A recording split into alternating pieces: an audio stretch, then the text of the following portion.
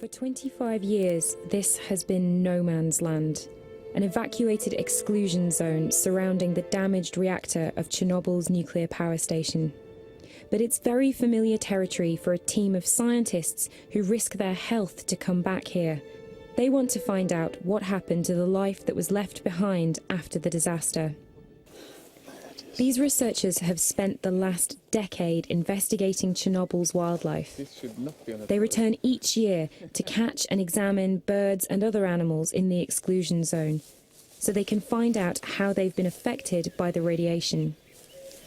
In this post-apocalyptic landscape, it feels like nature has won, but appearances can be deceptive. Parts of the exclusion zone are actually quite beautiful. There's this eerie kind of wilderness here.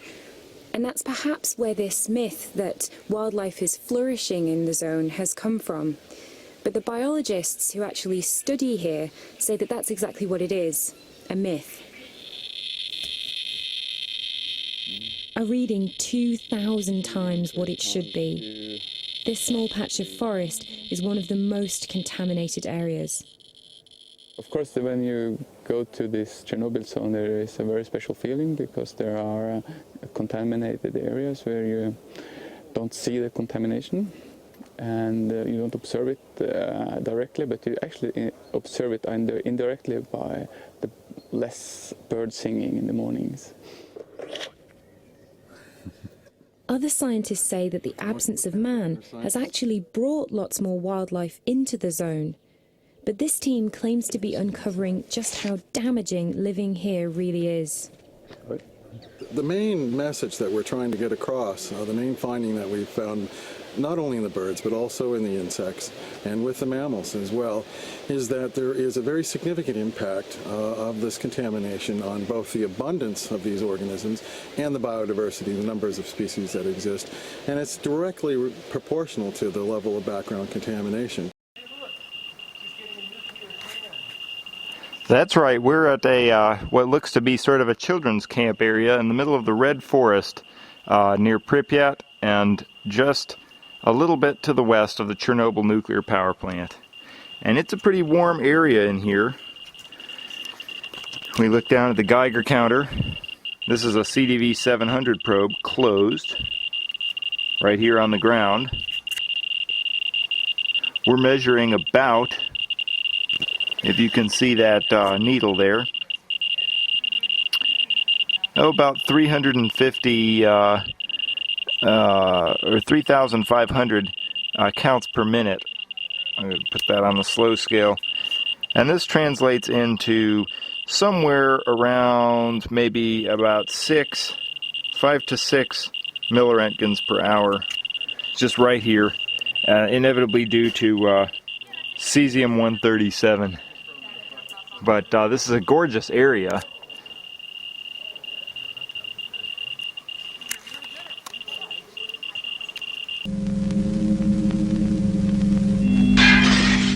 April 26, 1986. Meltdown at Block 4 of the Chornobyl Nuclear Power Plant in the southwest of the Soviet Union. The equivalent radiation of 400 Hiroshima bombs is released. 400,000 people are forced from their homes forever.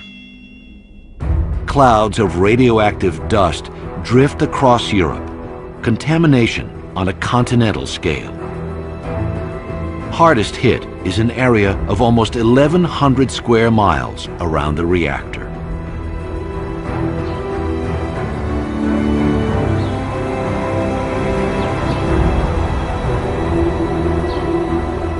This land is declared unfit for human habitation, an exclusion zone that can only be entered by special permission through one of several checkpoints.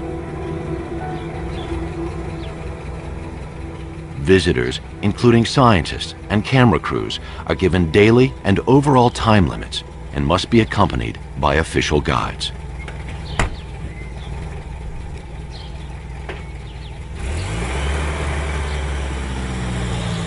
Here, the well-kept countryside suddenly ends. When the Soviet Union broke up, the zone was split in two between the new nations of Belarus and Ukraine. the new border is strictly maintained, even within the zone.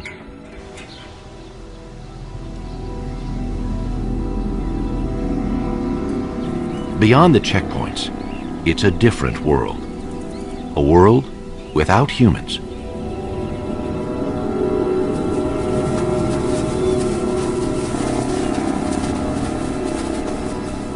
The zone. Contaminated, radioactive, abandoned. Is this a glimpse into the fate of the world after doomsday? When humans fled, wildlife stayed behind. How are the survivors and the newcomers coping with the invisible blight on this land?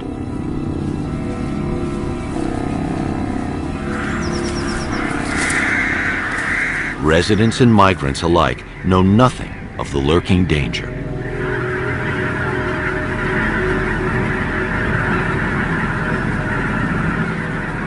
The fallout from the nuclear accident has seeped into the soil. From the soil, radioactive particles are absorbed by plants. They've accumulated in the trees and have become concentrated in the organs and bones of animals. Yet strangely, the ill-fated reactor has not created a desert, but a lush wilderness. It's even invited in the very symbol of the wild, the gray wolf.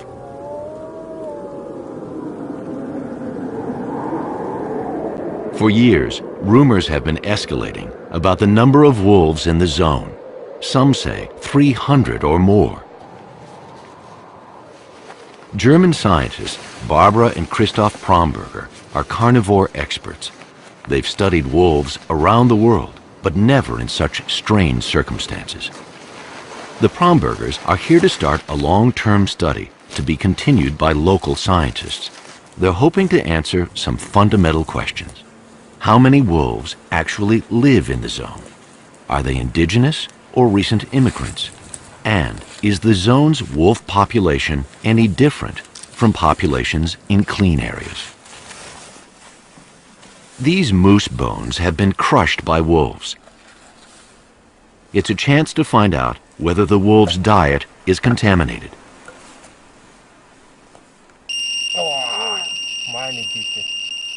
The radiation is 50 times normal.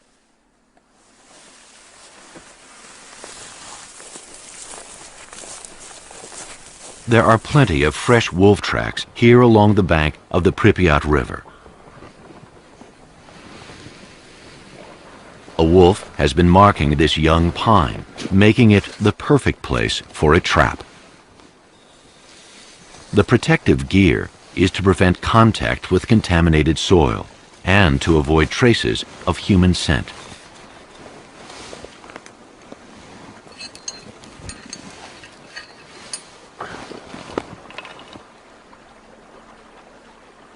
Barbara and Christoph hope to radio collar several wolves to study their movements.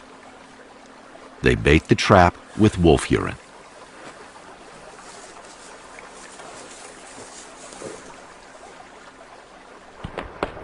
That afternoon, the ice on the Pripyat River shatters.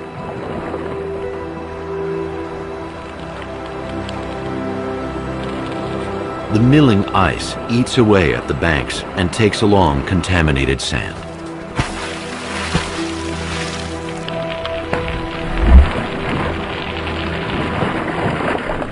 Since the last ice age, the shifting river has shaped and reshaped the land around Chernobyl. Now, it spreads radioactive contamination across the floodplain. The wolf traps are set far and wide, and to patrol them, Barbara and Christoph team up with local colleagues. They carry dosimeters that constantly monitor radioactivity, but they don't need protective gear as long as they don't dig in the soil. That was not the case in the spring of 1986. Great volumes of contaminated soil were removed and carted away. Entire villages were buried, a task that continues today. tens of thousands of so-called liquidators were deployed to contain the horror of the nuclear disaster.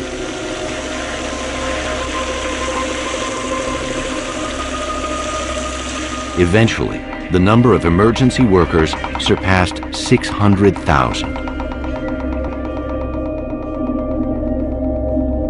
Some 150 village communities were relocated. The people were mostly rural workers on collective farms, farms that are now abandoned.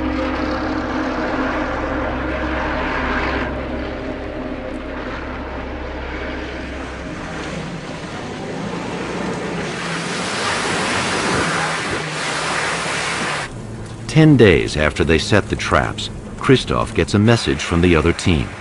They've caught a wolf.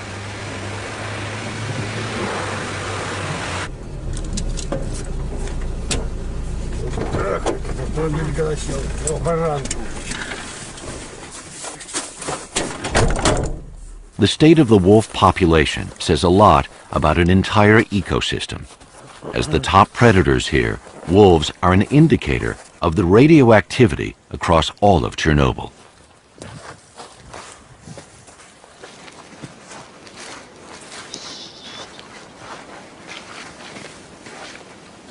This wolf has been in the trap for a few hours. He is frightened, and he's playing dead. Behavior like this is typical for a young wolf. Barbara and Christoph have heard that more than 300 wolves live in the zone. If true, that would make it the highest wolf density in the world. Do wolves migrate to the zone by the hundreds, but die here because of the radiation? That's the most prominent rumor.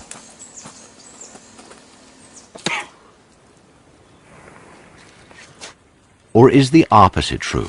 Were all these wolves born here because there were no humans to hunt their parents and their prey?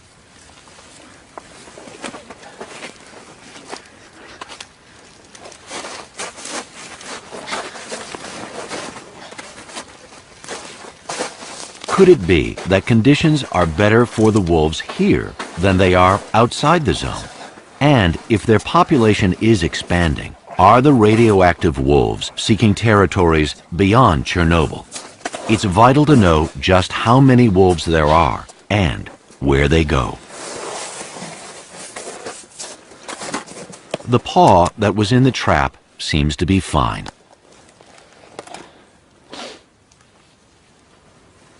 A radio collar will enable the team to keep track of its movements.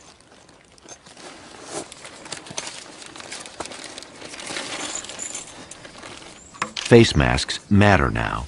The wolf's fur is almost certainly radioactive. Simple exposure to this low level is not the problem. But if Barbara and Christoph ingested any radioactive hairs, they would be poisoned. The size and state of the teeth confirm that this is a yearling, born in the very heart of the zone. Strong evidence of an indigenous population.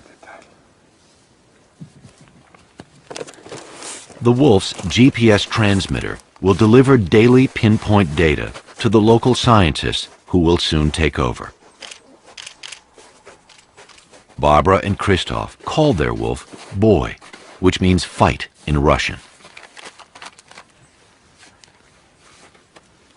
They've successfully launched the study and wish Boy well. Wolves didn't always receive such goodwill. Before the exclusion zone existed, they were ruthlessly hunted here. Wolves have faced persecution almost everywhere they roam. Alpha females were targeted, which affected the genetic health and the age structure of the entire population. But the biggest enemy of the wolves around Chernobyl wasn't the hunt.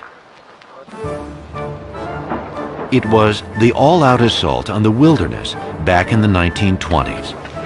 The deforestation and drainage of the Pripyat marshes was a gigantic national effort, accompanied by heroic propaganda. Canals were built, thousands of miles of them. Tens of thousands of settlers came to work on the new collective farms. Land improvement, as it was called, was all about increasing food production for the Soviet people. From the 1920s until the nuclear disaster in 1986, this land was anything but a wilderness.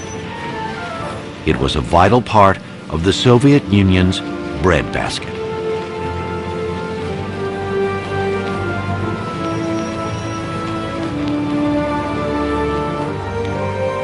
Today, the land outside the zone still looks the same. Drainage canals and wheat fields stretching to the horizon. But what became of the canals and wheat fields inside the zone? Forests and fields have been flooded, thanks to the return of beavers. Beavers are native to Belarus, but they were an obstacle to farming, and so were persecuted like the wolves.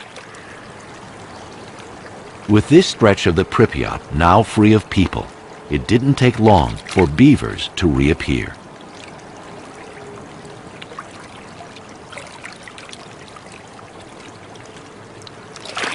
Thousands of them have been at work day and night, year after year, damming up man-made canals, undermining dikes, and restoring the marshes for amphibians, fish, shellfish, insects, otters, moose, and waterfowl.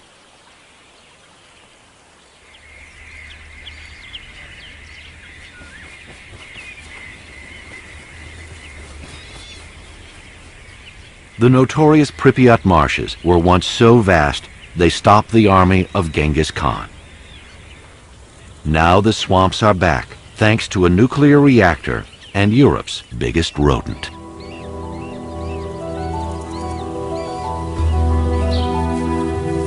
On higher and drier ground, villages have been overrun by other forces of wild nature, ravaged by snowstorms and forest fires.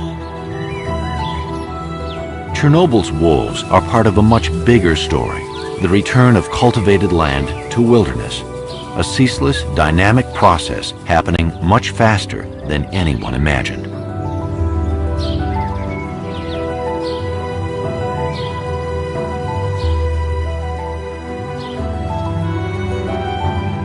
Here, aging fruit trees collapse onto roofs.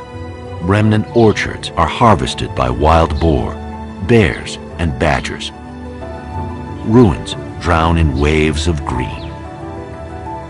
Garden flowers, once tended with care, are left to run wild.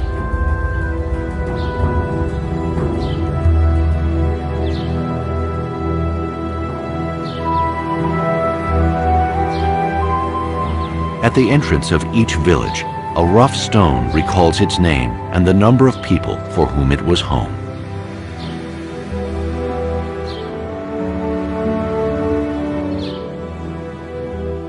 Two months have passed since Barbara and Christoph left the zone. The man who's taking over the study has run a wolf monitoring program in wild woodlands outside the zone for many years. Professor Vadim Sidorovich of the National Academy of Sciences of Belarus. It's May, and he's searching for this spring's wolf litters. This is a typical place in Naliboki woodland where local wolf give birth. Why? First, this place is hardly accessible for people because even hard to move here. Second, it's well sheltered habitat. It's easy for pups to escape, to hide under these uprooted trees. And third, there is enough water because a stream nearby, so even in summer drought, there is water for pups to drink. Anyone with less field experience and local knowledge than Vadim would never find a wolf den in this jungle.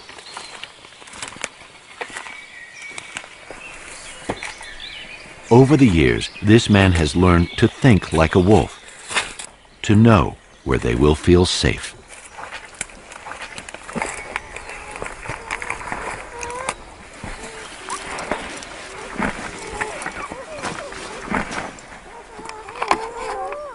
These pups are just a few hours old. Vadim will only stay for 20 minutes, so the wolf mother is not kept away for too long. He counts the number of pups in the litter. He notes the sex of each pup and checks its health.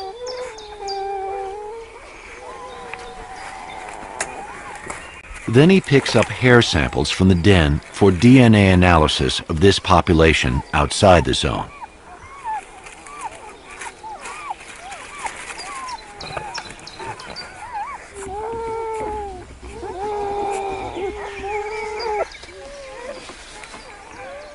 And plucks a few hairs from the pups as well.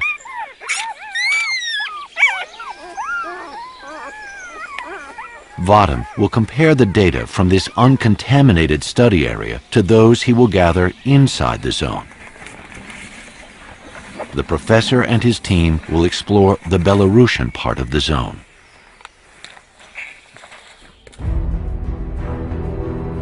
When the Soviet Union collapsed in 1991, the republics of Belarus and Ukraine declared independence, separating scientists working on either side of the border. The Ukrainian part of the zone extends into the inland delta, linking the rivers Pripyat and Dnieper.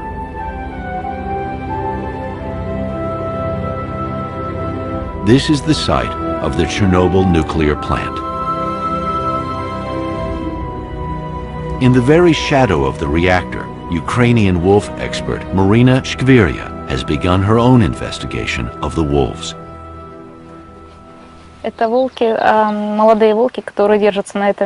There's a pack regularly patrolling the riverbank, she says. Just opposite, the city of Pripyat lies hidden. In a first survey, Marina explains, just looking at tracks in suitably dry weather, she's been able to create a map of the wolf territories in the Ukrainian part of the zone. She has discovered that there is no area of the zone where they are not found. Marina says this has always been a perfect habitat for the wolves.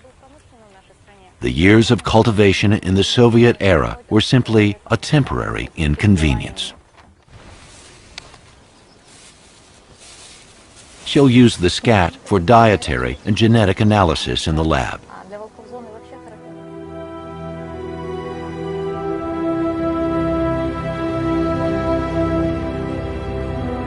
The ghost city of Pripyat was once a thriving metropolis of 58,000 people, built near the old Jewish trading port of Chernobyl.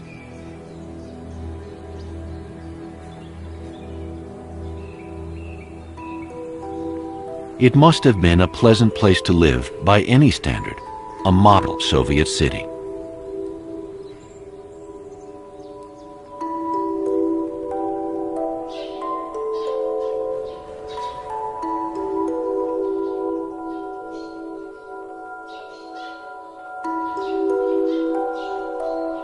This is the central square, where rose and jasmine bushes and trees flanking the avenues grow in unbridled profusion. It's a city that is green in an unnerving, unintentional way. Pripyat was a young city, full of life, a cultural center.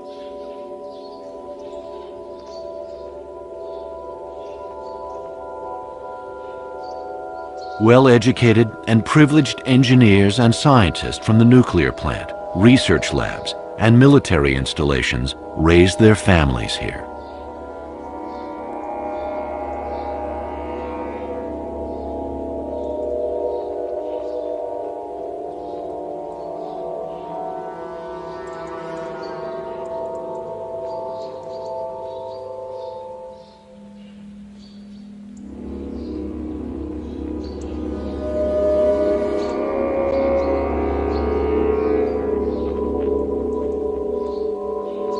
Now, the woods are crowding into the streets and halls of Pripyat, attracting more and more wildlife in their wake.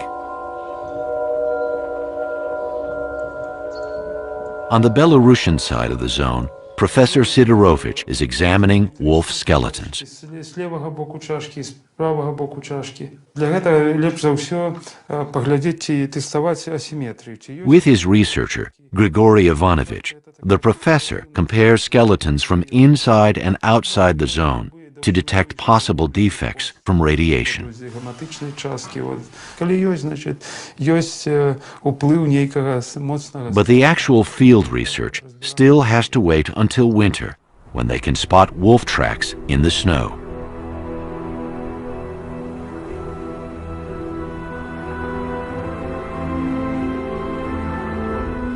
Today, after a snowstorm, 2 members of the study group are preparing to do just that.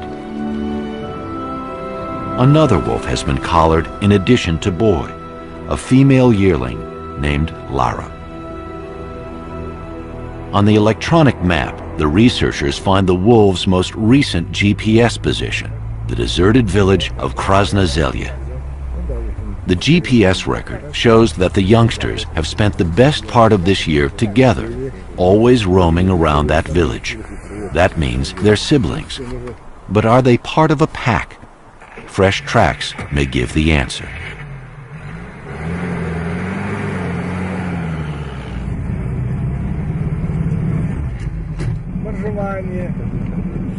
In the zone, only a few miles of road are being cleared of snow for police and ranger patrols.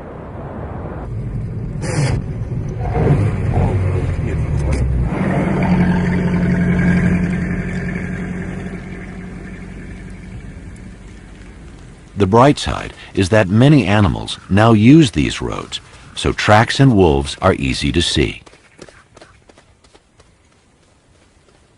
An injured moose. The wolves will soon spot her. This white-tailed eagle is waiting for them to do their job. Wolf kills help eagles through the winter when the lakes are frozen and they can't fish.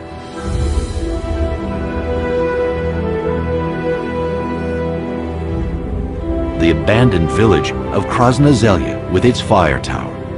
If Boy and Lara are part of a pack, this could be their headquarters. Tracks in the snow confirm this is the base of a big pack.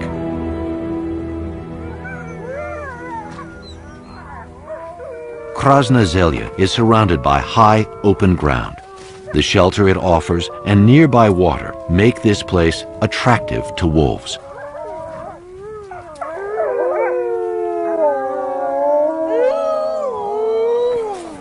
The researchers count 10 individuals, but there's no sign of Boy and Lara.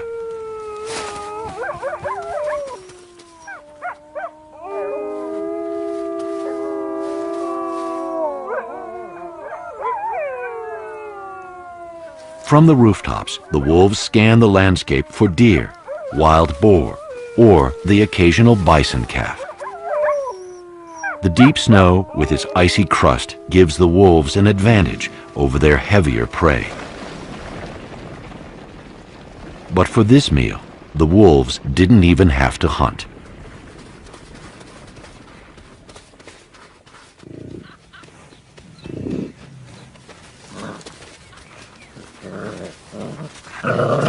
The calf has succumbed to the Russian winter.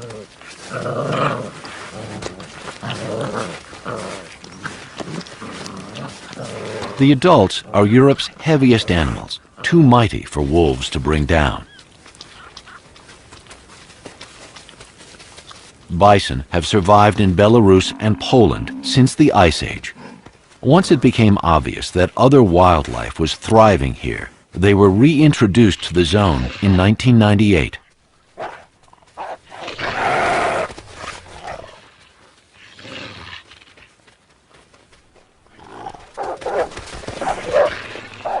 Eventually, the herd chases the wolves away from the carcass and returns to mourn their loss. This is typical bison behavior.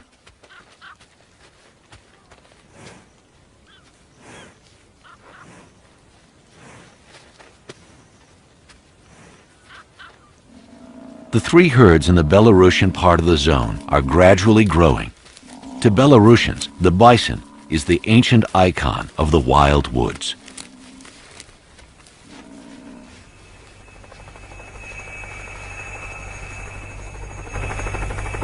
Until recently in Belarus, hunters shot wolves from helicopters.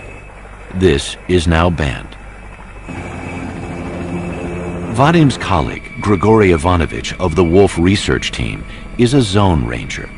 He used to hunt wolves himself, but now flies over the zone spreading vaccination baits for wolves, foxes, and raccoon dogs to protect them against rabies.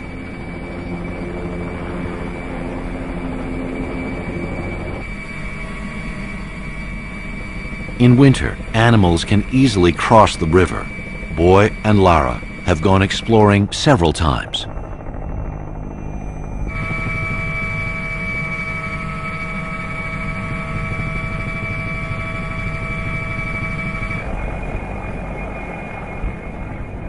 This abandoned factory attracts wildlife because it offers shelter in harsh weather. The entire area is crisscrossed with wolf tracks.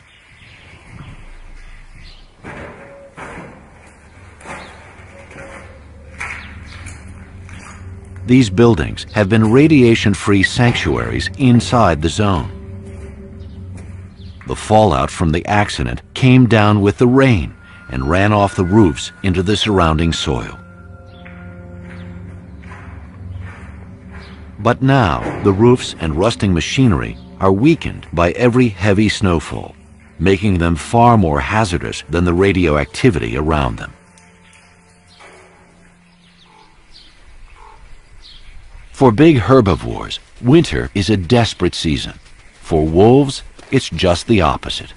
Hunting is easy now, or even unnecessary.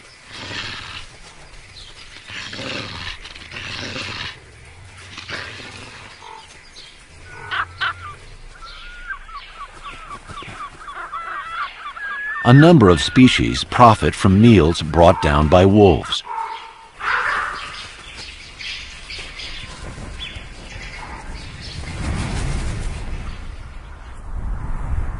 Ravens and white-tailed eagles often lead the researchers to the wolves' kills.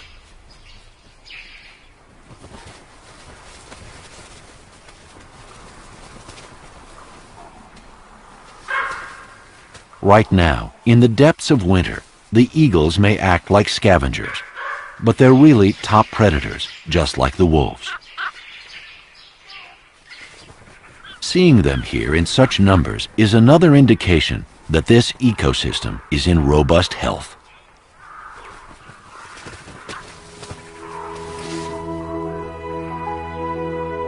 In continental climates, spring starts almost overnight.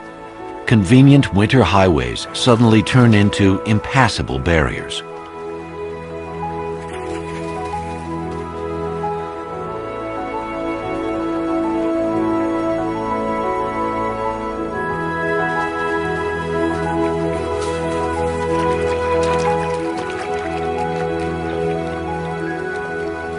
Eagles usually nest in big old trees, but the zone offers something even better. The zone's fire towers are manned only in the tinder-dry summer months. Eagles need them in the spring, so a timeshare is easy to arrange. Now, the months of picking at frozen carrion are past. Rivers, oxbows, and lakes are freed again.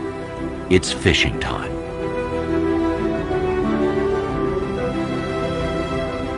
When the snow melts in the Carpathian Mountains nearly 400 miles to the southwest, the Pripyat River spreads out. In the heart of the zone, it can reach a width of almost 10 miles.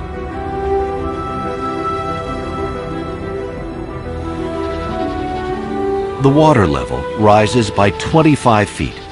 With dikes and canals all but destroyed, the Pripyat floods the abandoned fields and villages, accelerating the land's return to wilderness.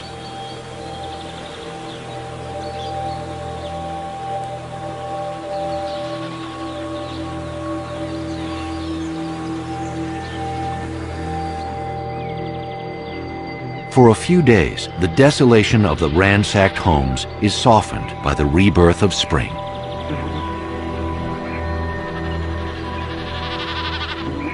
Blossoming orchards are a legacy of Chernobyl's happier days. The fruit trees are a sweet temptation for wildlife. In the autumn, many animals will come for a treat.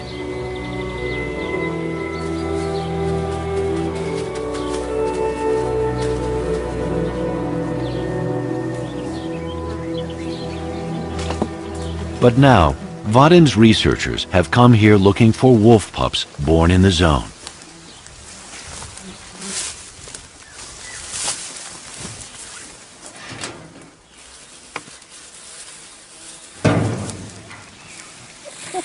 These pups are about 3 weeks old. Their crib is an old potato cellar. Самочка. Самец.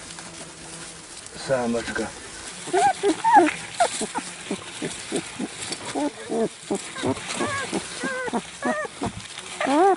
Grigory has found 3 litters, final proof that there is an indigenous population thriving in the very heart of the zone. Scientists, rangers, and guards are only given a limited time in the zone to keep total radiation exposure down to a safe level.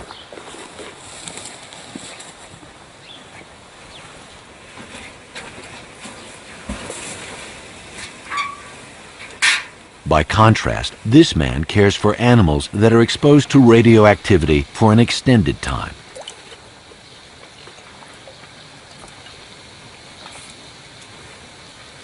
White rats are often stand-ins for humans in potentially dangerous experiments.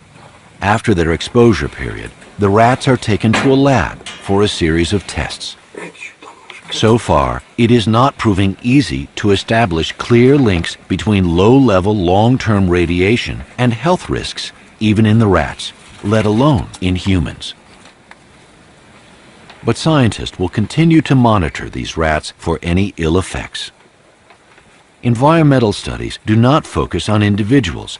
They take a broader view of an entire wildlife population.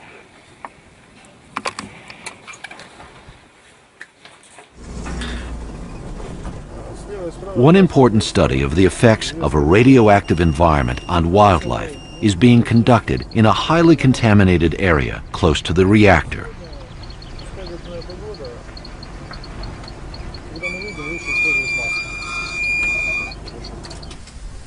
Out here, face masks have to be worn.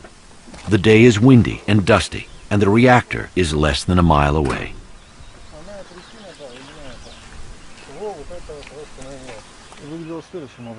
The wind direction at the time of the explosion and the fire is clearly marked on the fallout map. This is the site of the infamous red forest that in the months after the disaster turned rusty red. Today, though it is far from clean, the forest is green again. A 6-year study of dormice living in this contaminated area is also showing evidence of nature's resilience. 4 to 6% of every new generation living here shows slight abnormalities, twice the rate of clean areas. For humans, this raised level of risk is unacceptable. But for dormice, though some individuals are affected, the overall population remains healthy. In fact, the density and reproduction rates are even better than in control areas. Is that also true for radioactive wolves? The scientists believe it must be. Back in Krasna Zelya, Vadim and Grigory are worried. For weeks, Boy's and Lara's GPS transmitters have been silent. Fortunately, the wolves also have radio tags. Maybe they can be spotted from the fire tower with the aid of a tracking antenna.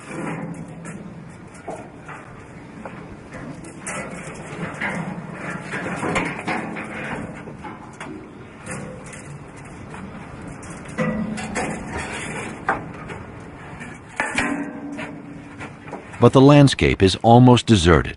no sign of boy or Lara. They just get a brief glimpse of an unidentified wolf in the distance.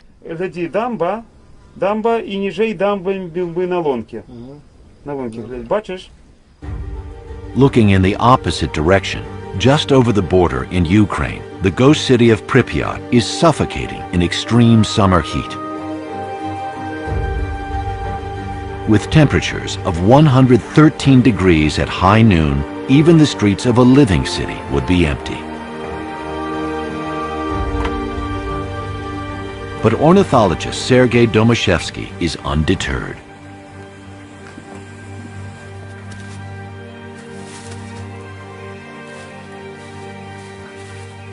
This raptor specialist is monitoring several broods of peregrine falcons around the city.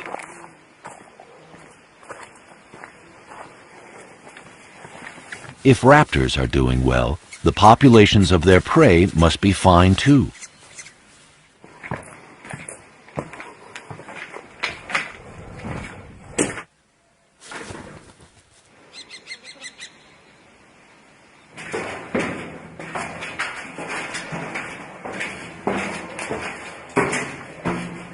The nesting season is the ideal time for monitoring the strength of a raptor population.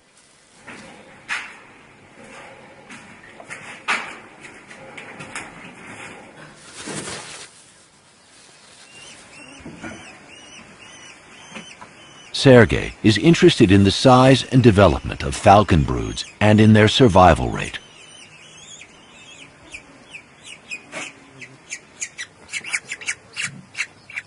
His observation is that in the zone, falcons and eagles have established healthy populations. From many of Pripyat's tower blocks, there's a view of the reactor that abruptly froze the city's history. Chernobyl's man-made cooling pond is highly contaminated. A long, narrow causeway links the shore to a small island. Giant catfish, 8 feet long and more, thrive here. They're too big to be hunted even by these huge white-tailed eagles. The stunning size of the pond's catfish and carp has nothing to do with radioactivity, but rather with their age. The fish keep growing all their lives. Catfish can live for almost a century. Since the meltdown, these survivors have lived undisturbed in the shadow of the reactor. Out on the small island, in the middle of the pond, white-tailed eagles come to eat their prey. These Amur carp look to have weighed 30 to 40 pounds. The eagles must have dragged them ashore. Their talon marks convey the power of these birds. The researchers want to check how contaminated the fish bones are.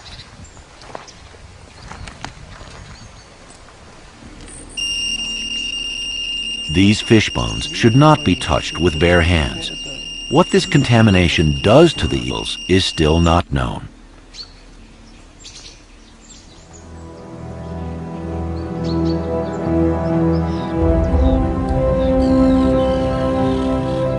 Sunrise over the old Chernobyl river port. The accident left many ships stranded. Only a few hulks remain. From here, the researchers take a trip down the Pripyat, through the inland delta to its confluence with the river Dnieper.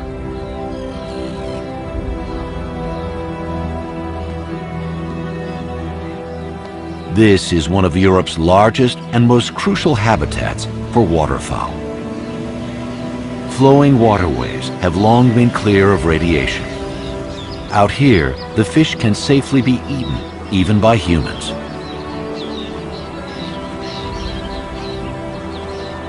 Countless wooded and sandy islands offer ideal breeding places for birds.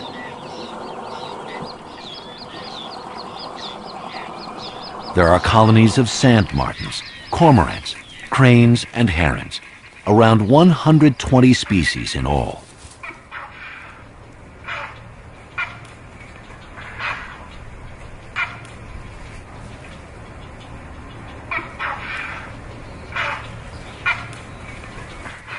One bird in particular has been attracted to the zone, the black stork, with its marked preference for deserted landscapes without human disturbance. As sacred places, cemeteries harbor the last remnants of Ukraine's primeval oaks, trees big enough to support a stork nest weighing a ton. On one official day each year, friends and relatives come to visit the dead. The rest of the year belongs to the storks.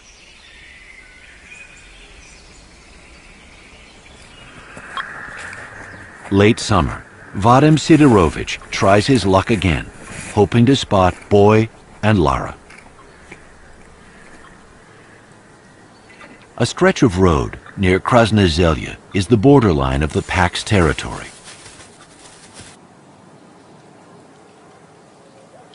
The road is always dotted by fresh scat marks, especially this bridge over an old drainage canal. Vadim has picked up Boy's signal from two positions. He must be nearby, somewhere down this road.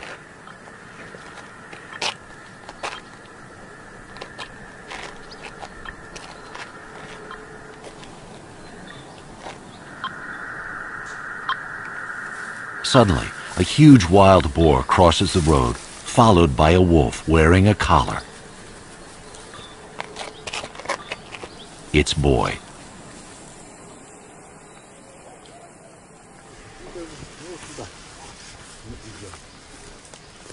On his wolf patrols, Grigory noticed a strange change in the landscape, and he wants to consult Vadim.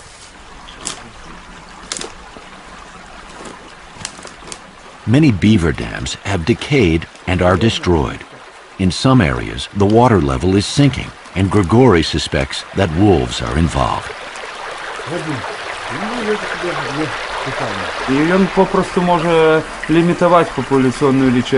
To Vadim, it's a familiar scenario. The wolves here in the south, he says, are quite a bit smaller than the wolves farther north.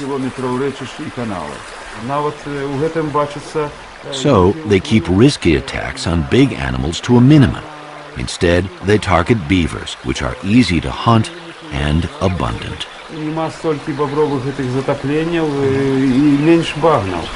In Vadim's control area, beavers account for 60% of the wolves' diet. So wolves are slowing down and even reversing the return of the swamps.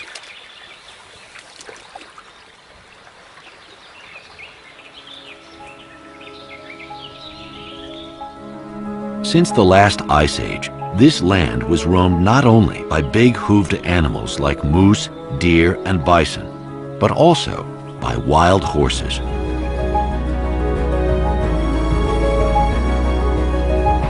The last genuine wild horse in Ukraine was killed in 1879. Now the last species of wild horse left on Earth is the Przewalski, which only survived in captivity. Groups of Przewalskis have been released here since the 1990s to help restore the land's original biodiversity.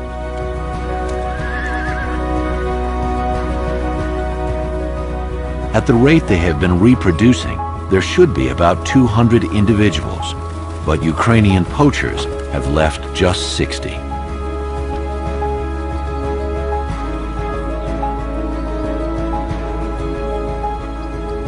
During the 20th century alone, human history dealt devastating blows to this wetland wilderness. It has been ravaged by the battles of 2 world wars and the improvement craze of the Stalin era. Ironically, the world's biggest nuclear disaster has turned it into a unique refuge for endangered species.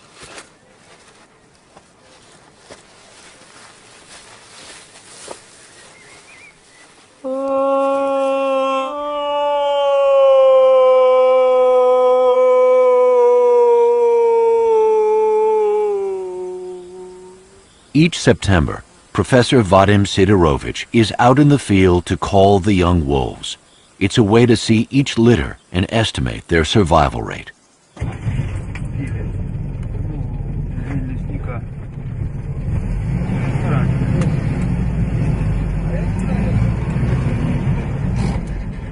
Vadim and Grigory systematically cover the entire Belarusian part of the zone.